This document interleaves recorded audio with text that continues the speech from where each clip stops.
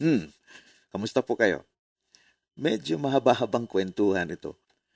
12 sessions tayo. Pero maiikli lang naman. So, ready na? Okay.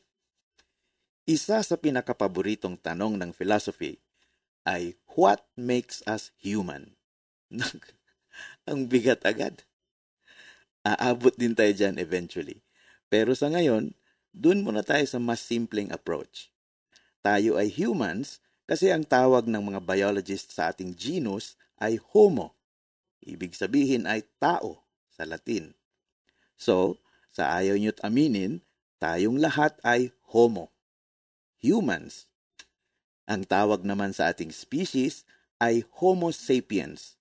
Ang sapiens naman ay ibig sabihin matalino.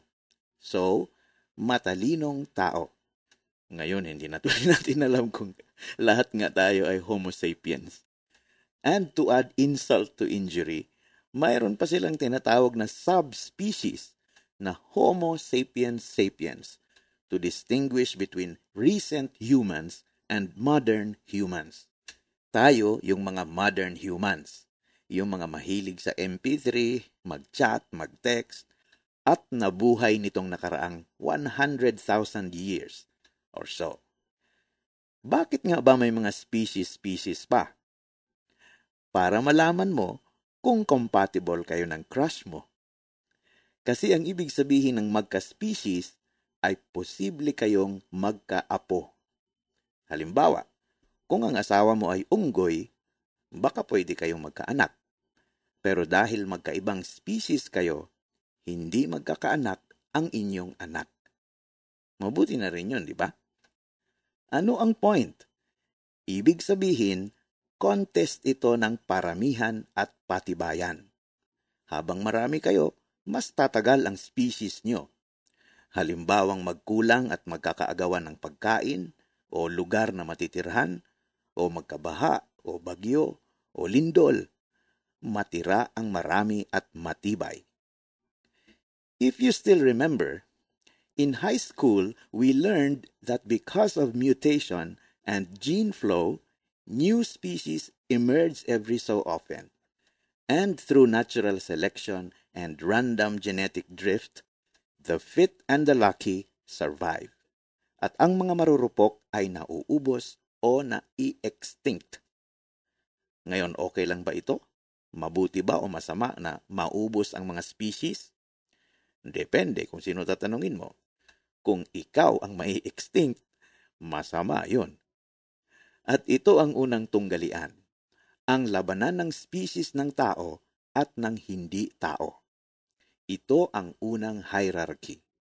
At ang tawag ng dictionary dito ay anthropocentrism. Anthropos, tao. Centrism, sentro. Nakasentro sa tao. Pangunahin ang tao. Higit sa lahat, tao. Mababa ang tingin ng tao sa hindi tao.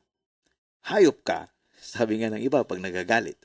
O di kaya pag may na-comatose, sasabihin naman, naku, kawawa naman, gulay na. Mataas ang tao, mababa ang halaman o hayop na hindi tao. At dahil sa sobrang nakasentro sa tao, nagkandaletse-letse ang ating environment. Dahil alang-alang sa kaligayahan ng tao, tinitibag ang lupa, nilalason ang dagat, pinupulyot ang hangin. Very ironic kasi actually nasa interes ng tao na pangalagaan ng kalikasan dahil ito ang kanyang habitat o tahanan. Nakita naman natin ang malubhang mga kalamidad dulot ng mga pinsala na kagagawan din ng tao. Halimbawa, yung ganid na pagtotroso sa Quezon. Pero sa kasamaang palad, ayaw aminin ng tao na siya ang may kagagawan. Ang sabi ng mga taga roon, kasalanan ng mga logging companies. Ang sabi ng mga logging companies, kasalanan ng mga taga roon. Mga residente mismo na putol ng putol kahit walang permit. Ang sabi naman ng iba, kasalanan ng mga NPA na sa halip sana na pigilan ay pinapatawan ng revolutionary tax. Ang sabi ng civil society, kasalanan ng gobyerno na bigay ng permit sa mga concessionaires kapalit ng malaking perang ibinubulsa ng mga taga-DENR. At ang sabi ng DENR, kasalanan ng bagyo.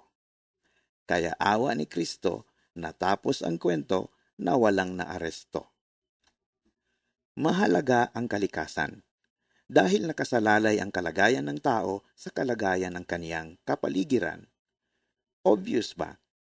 Sabi nga ng mga matatanda, simple arithmetic. Negating the consequent implies negating the antecedent.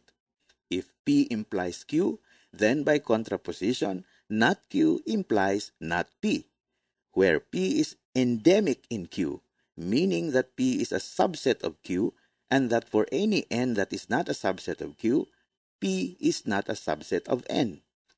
Ano? Ano pinagsasabi mo? Ang ibig lang sabihin nun, dahil hindi mabubuhay ang tao nang wala ang kalikasan, pag sinisira ng tao ang kalikasan, sinisira ng tao ang tao.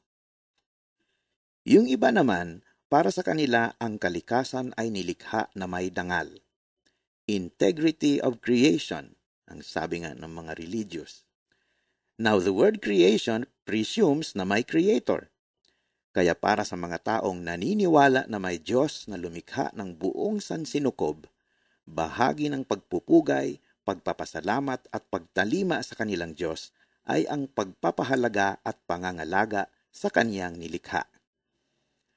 On the other hand, mayroon ding iba na hindi naniniwala na may Diyos, pero pinanghahawakan nila na bukod sa human being, ang lahat ng beings ay may inherent o katutubong integridad at ganda.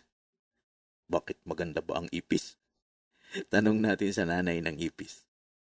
Ang tawag ng mga deep ecologists dyan ay ecosophy or the philosophy of ecology. Wala pa yata yan sa dictionary.